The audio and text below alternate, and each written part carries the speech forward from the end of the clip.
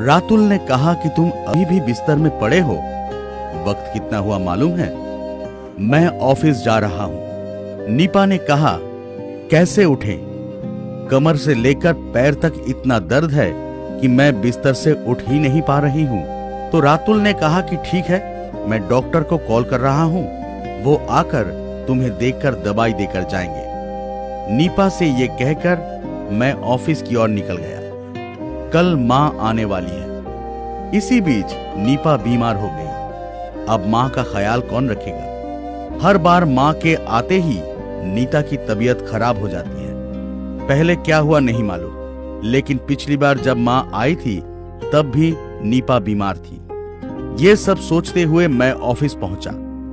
इसी बीच में अपने दोस्त आकाश को फोन करके मैंने कहा कि वो नीपा को एक बार देख कर आए। दोपहर को मैं एक फाइल चेक कर रहा था।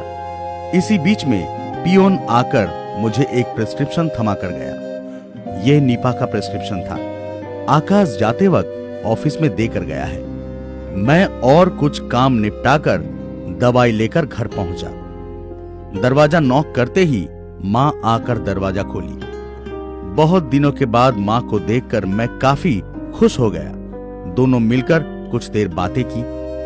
बाद में माँ ने कहा कि तू ऑफिस से आया है, अभी जा फ्रेश होकर आ, मैं तेरे लिए चाय बनाती हूँ। ये कहकर माँ किचन में चली गई। मैं घर आकर देखा कि नीपा आराम से सोई हुई थी। मैंने उससे कहा, ये लो तुम्हारी दवाई, ये खाकर जल्दी जल्दी ठीक हो जाओ। नीपा मुंह फुलाकर कहा कि ठीक तो मैं भी होना चाहती हूँ। हर वक्त ऐसे बिस्तर में पड़े रहना किसको अच्छा लगता है। माँ इसी बीच में चाय लेकर आई। नीपा के लिए भी लाई थी। माँ चाय रखकर चली गई। मैंने कहा कि लड़के के घर में आकर माँ को इतना काम करना पड़ रहा है। नीपा ने कहा कि काम तो बस काम ही है, ये मैं करूं या तुम्हारी माँ, बात तो एक ही है। मैंने कहा नहीं, एक कैसे होगा?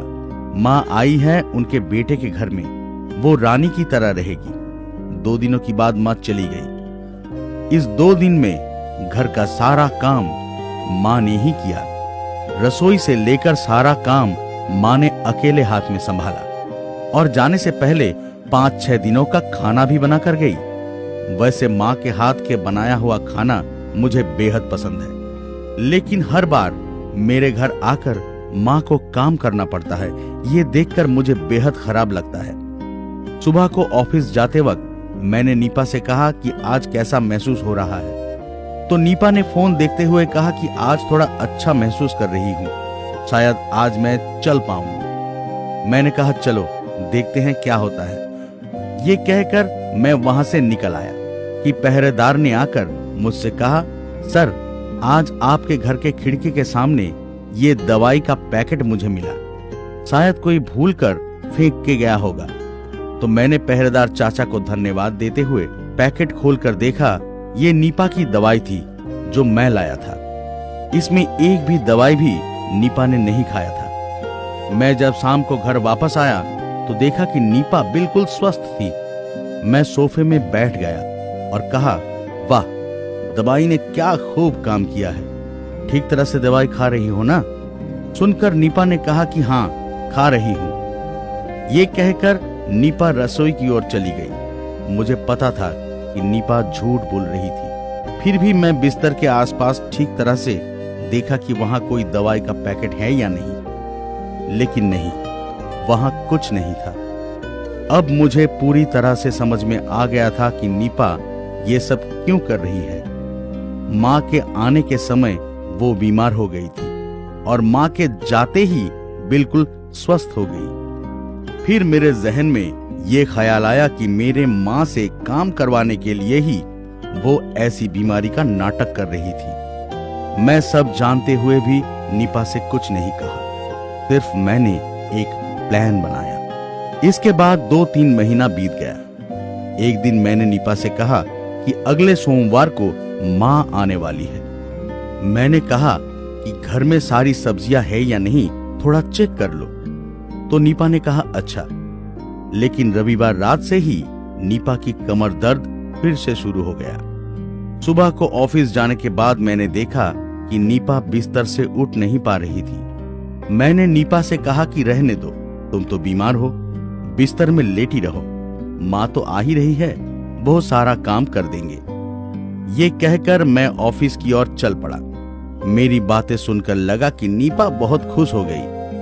असल में इस बार मेरी माँ नहीं, आने वाली थी मेरी सासू माँ, यानी नीपा की माँ। नीपा का ये नाटक पकड़ने के लिए ही मैंने ऐसा प्लान बनाया था। मैंने सासू माँ से कहा था कि वो नीपा को यहाँ उनके आने की खबर ना दे। मेरी सासू माँ बहुत ही अच्छी इंसान है। अपनी बेटी की ये सब बातें अगर वो जानेंगे तो वो कभी भी उसे सपोर्ट नहीं करेंगे। आज मैं ऑफिस से थोड़ा जल्द ही लौट आया। शाम को घर आकर देखा कि मेरी सासू माँ आ चुकी थी। मैंने सासू माँ को प्रणाम किया और उनके साथ बातें करने लगा। इसी बीच नीपा आ गई। वो बिल्कुल ही स्वस्थ थी। मैंने कहा कि क्या हुआ, तुम तो बीमार थी, बिस्तर से उठ नहीं पा रही थी, अपनी माँ को देखकर इतनी जल्दी ठीक हो गई? तो नीपा ने कहा कि हाँ, दिन बढ़ते ही मैंने देखा कि मेरा दर्द बहुत कम हो गया है। तो मैंने कहा कि खैर छोड़ो, तुम्हारी माँ है इसलिए तुम इतना जल्दी ठीक हो गई, अगर मेरी माँ होती तो उसके जाने तक तुम बीमार ही रहती। ये बातें सुनकर नीपा का चेहरे का रंग उड़ गया और सासू माँ ने मुझसे पूछा कि क्या हुआ बेटा, मुझे जरा बताओ, तुम लोग झगड़ क्यों रहे हो? मैंने सासू माँ को 1 मिनट इंतजार करने को कहा और घर से पुराना प्रिस्क्रिप्शन और दवाइयां लाकर कहा, ये देखिए माँ, मेरी माँ कुछ महीने के अंतराल 2 दिन के लिए यहाँ आते ही नीपा बीमार हो जाती है। वो भी अगर सच बात होती तो ठीक था, लेकिन वो तो ऐसी बीमार होती है जिसमें दवाई भी खाना नहीं पड़ता।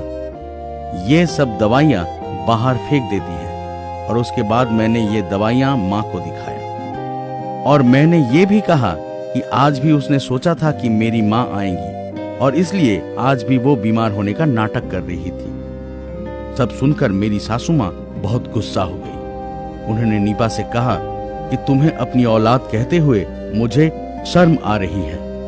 क्या मैंने तुम्हें यही सिखाया था? अपनी सास की सेवा ना करने के लिए तूने ऐसा घिनौना नाटक किया। माँ के सामने पकड़े जाते ही नीपा के चेहरे का रंग उड़ गया। वो अपनी माँ की हाथ पकड़कर कहा कि मुझे माफ कर दो माँ, मुझसे गलती हो गई। तो सासू माँ ने कहा कि मेरे पास नहीं, अगर माफी मांगना ही है तो जाकर अपनी सासू माँ से मांग। वो अगर तुझे माफ नहीं करेंगी तो तुझे कभी शांति नहीं मिलेगी।